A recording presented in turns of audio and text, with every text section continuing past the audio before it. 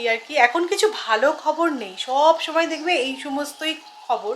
So এটা হচ্ছে কালকে আমার ভ্যালেন্টাইন্স ডে গিফট। প্রত্যেক বছরই সৌরভ ফ্লাওয়ার বুকে দেয়। বদমাইশি করছে, দেখো কথা বলছে। Good morning SS family, welcome back to the channel. সব বেজেছে 10টা, আমার স্নান টান হয়ে গেছে, এখনও পুজো দেওয়া হয়নি। তো ভাবলাম যে আগে ব্লগটা স্টার্ট করি, তারপরে পুজো দেবো, ব্লগটাও কন্টিনিউ করব। তো এখন আমি এখানে দাঁড়িয়ে আছি, আমি দেখতে পাচ্ছি আমাদের সোসাইটি গার্ডেনে একটা চেরি ব্লসম গাছ আছে, কি সুন্দর ফুল এসেছে, এটাই সিজন। এডিনবার্গে থাকতে চেরি ব্লসম দেখেছিলাম, উফ দারুণ এক্সপিরিয়েন্স। কি যে ভালো লাগে সবুজের মাঝে, পুরো গোলাপি হয়ে যায় গাছগুলো, খুব ভালো লাগে। মানে শাড়ি দিয়ে থাকলে না দেখতে আরও বেশি সুন্দর লাগে। তো আমাদের সোসাইটি গার্ডেনে একটাই গাছ দেখতে পাচ্ছি আমি, কিন্তু বেশ ভালো লাগছে, অনেক ফুল হয়েছে। তোমাদের তো মনে হয় আগেও আমি বলেছি, আমরা না খুব বেশি বিয়ে বাড়ির ইনভিটেশন পাই না। আমার তো মনে হয় আমরা যেহেতু বাড়ির ছোট, মানে সৌরভও বাড়ির ছোট, আমিও বাড়ির ছোট, আমাদের বিয়ে হওয়ার আগেই সবার বিয়ে হয়ে গেছে। তাই জন্য খুব বেশি যে আমরা বিয়ে বাড়ির ইনভিটেশন পাই সেরকমটা নয়। বাট স্পেসিফিক্যালি এবছর অনেকগুলো বিয়ের ইনভিটেশন পেয়েছিলাম। এখন তো পুরো বিয়ের মরশুম চলছে কলকাতায়। তো আমার মেজো মাসির ছেলের বিয়ে কালকে ছিল, বুঝতেই পারছো কতটা নিজের। মানে এবছর যে 2-3টে বিয়ে বাড়ি আমরা পেয়েছিলাম সবই একদম ক্লোজ রিলেটিভদের মধ্যে। আর মারা তো পুরো সেই আইবুড়ো ভাতের আগের থেকে চলে গেছে। তো খুব মজা করছে, বিয়েবাড়ি মানেই তো তাই তাই না, খাওয়া দাওয়া সাজগোজ মজা আনন্দ, সবাই এসেছে, আমার মামাও এসেছে।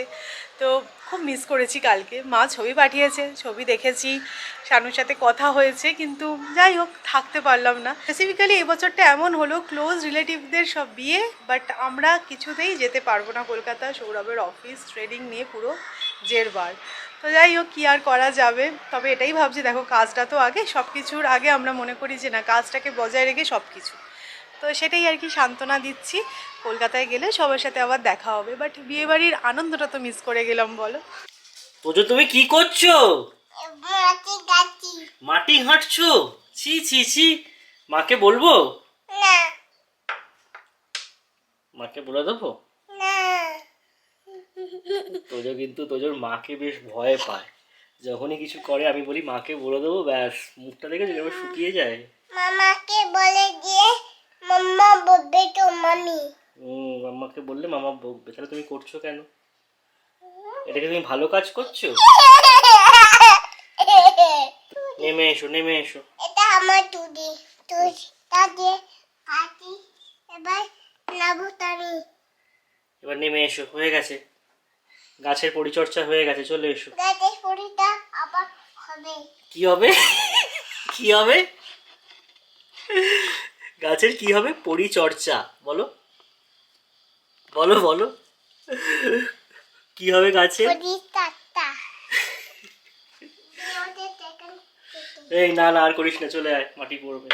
সো এটা হচ্ছে কালকে আমার ভ্যালেন্টাইন্স ডে গিফট। প্রত্যেক বছরই সৌরভ ফ্লাওয়ার বুকে দেয়। বদমাইশি করছে, দেখো কথা বলছে।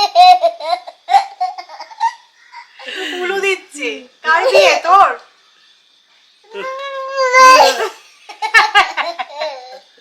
না মা কথা বলছে, মাকে কথা বলতে দেবে না।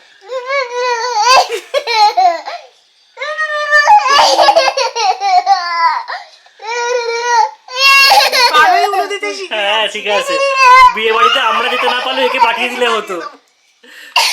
এই আসতে দেখেছিস বাচ্চা কথা করলে কি হয়।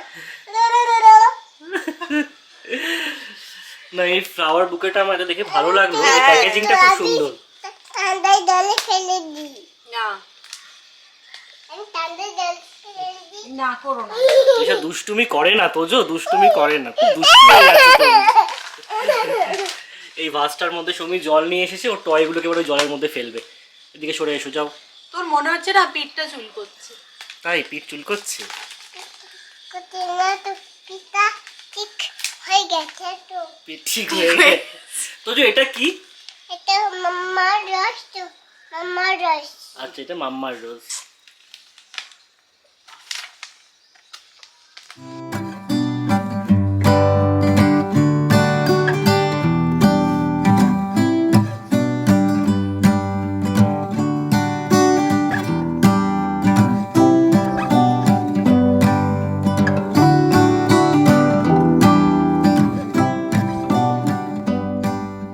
সৌরভ আমাকে যেরকম ফ্লাওয়ার বুকে দিয়েছে, ছেলেকেও কিন্তু এই রোজটা ভ্যালেন্টাইন্স ডেতে গিফট করেছে। তো এটা যেহেতু তোজোকে দেওয়া হয়েছে, কিছুতেই ও জলে রাখবে না, তাই জন্য এটার অবস্থা হয়েছে দেখো। তোজো তুমি কি করছো? হ্যাঁ, মা লক্ষ্মীকে দি। দাও। আমাদের ব্যালকনিতে অ্যাকচুয়ালি বগুনভিলিয়াগুলো পড়ে আছে, সেগুলো তুলে তুলে এনে ও ঠাকুরকে দিচ্ছে।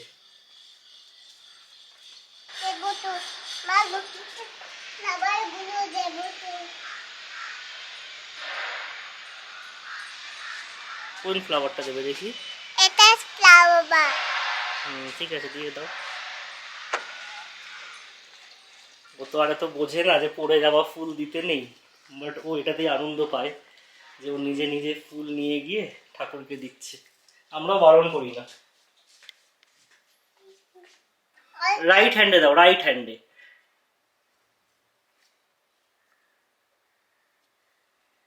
আজকে পরে দিচ্ছি তো। আজকে দি আউলকে দাও। ঠিক আছে, মা লক্ষ্মীকে দি। ঠিক আছে, ঠিক আছে। ও ঠিক জানে যে পায়ে দিতে হয়। এখানে দেখো রাধা কৃষ্ণের পায়ে দিয়েছে।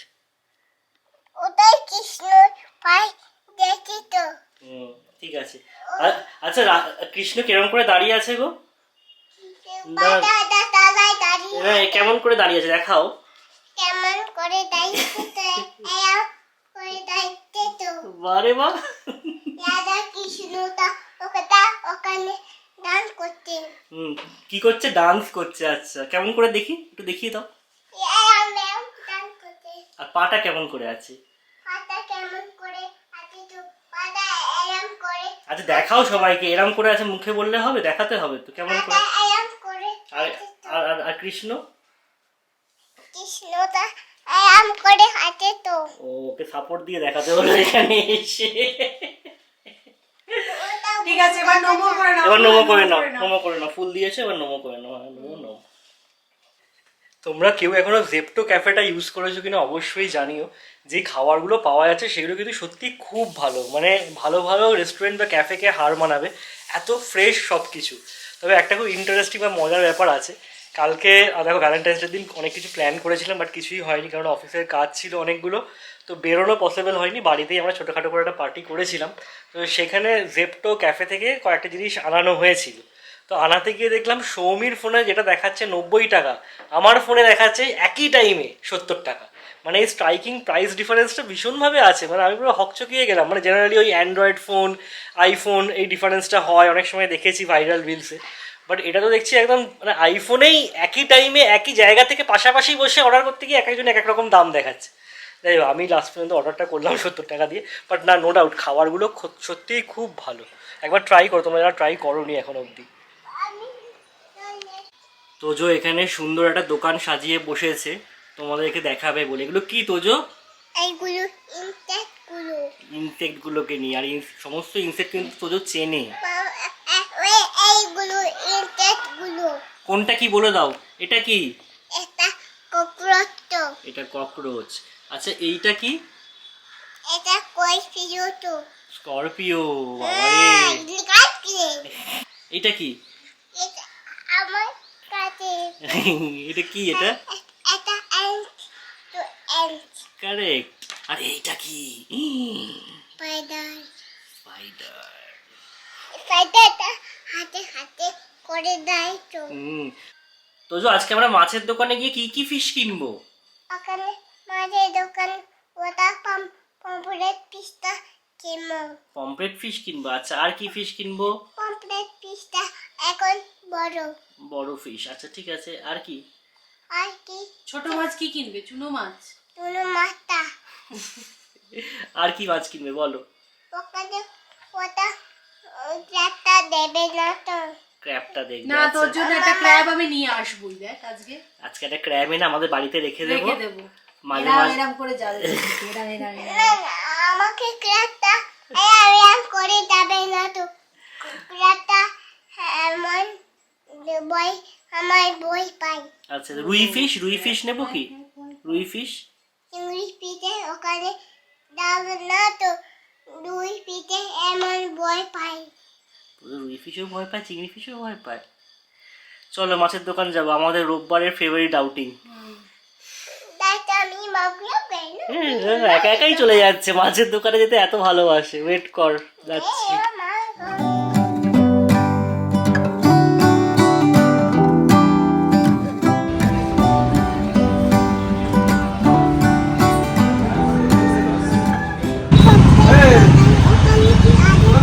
এইটা কি কমপ্লেট নেবে? কমপ্লেট নেবে না কেন? বড় আছে, ছোট মাছ নেবে? চুনো মাছ নেবে বলছি না ও।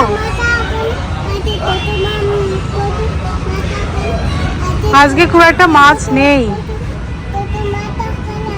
আজকে খুব ভালো কিছু মাছ পেলাম না, শিবরাত্রির জন্য চালান কম।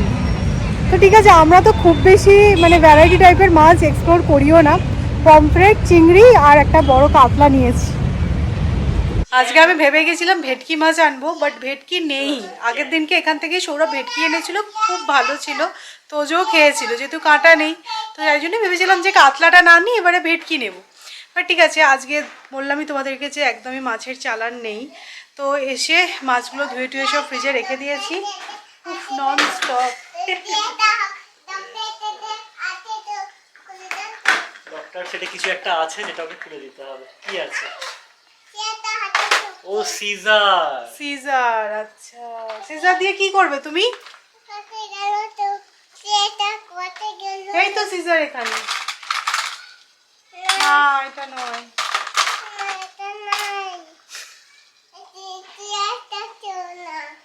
বাবাকে নিয়ে যাবে, সিজার খুঁজে দাও।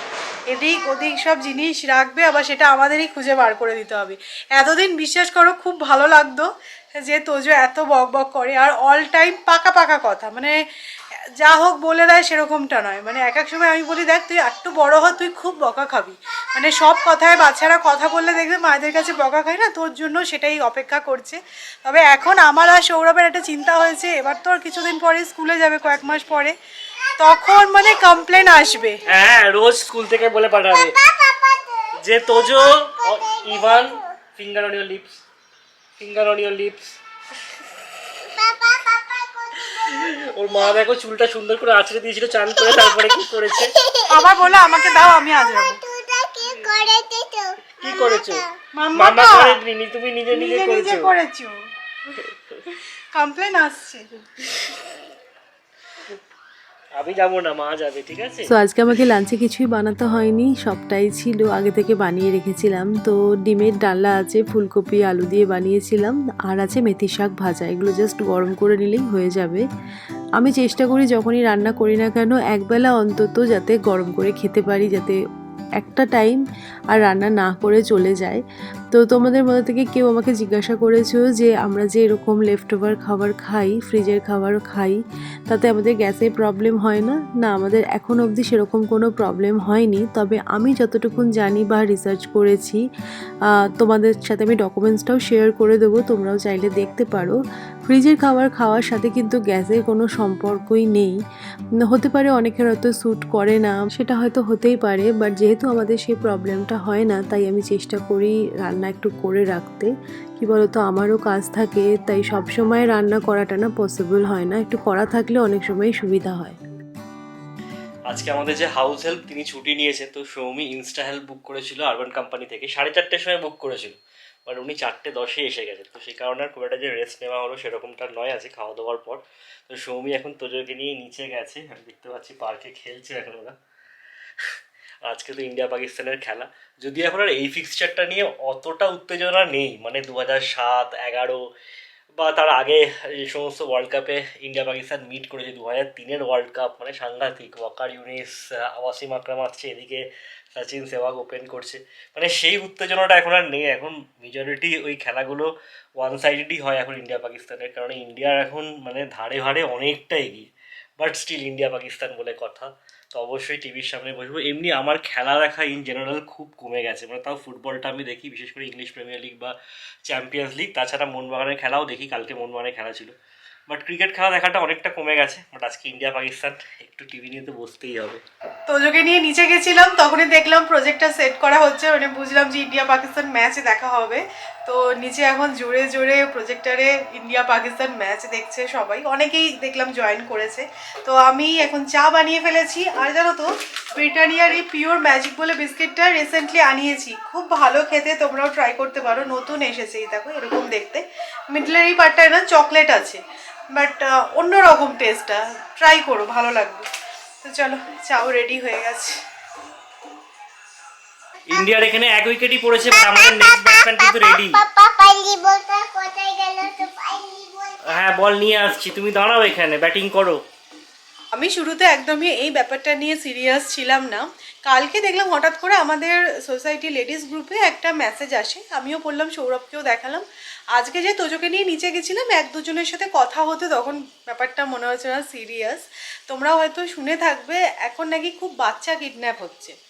তো কালকে মেসেজটা যে এসেছে, যেই সোসাইটিতে এই ঘটনাটা ঘটেছে বা ঘটতে পারতো, সেটা আমাদের বাড়ি থেকে একদমই কাছাকাছি, মানে সোসাইটিটা চিনিও। তো সেখানে নাকি একটা মেয়ে সিকিউরিটিকে এড়িয়ে বাচ্চারা যেখানে খেলছে প্লেগ্রাউন্ডে গেছে, গিয়ে চকলেটের টোপ দেখিয়েছে, তারপরে চকলেট দিয়েছে, বলেছে আবার পরে আসবে, এরকম কিছু। পরে সিসিটিভিতে সমস্তটাই দেখা গেছে।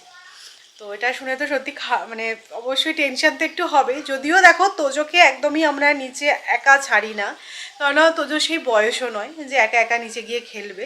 সবসময় আমরা যাই, আমি অথবা সৌরভ যাই। বাট অনেক বাচ্চাই আছে আমাদের সোসাইটিতে যারা একটু বড় হয়ে গেছে, হয়তো একা একা নিচে খেলতে যায়।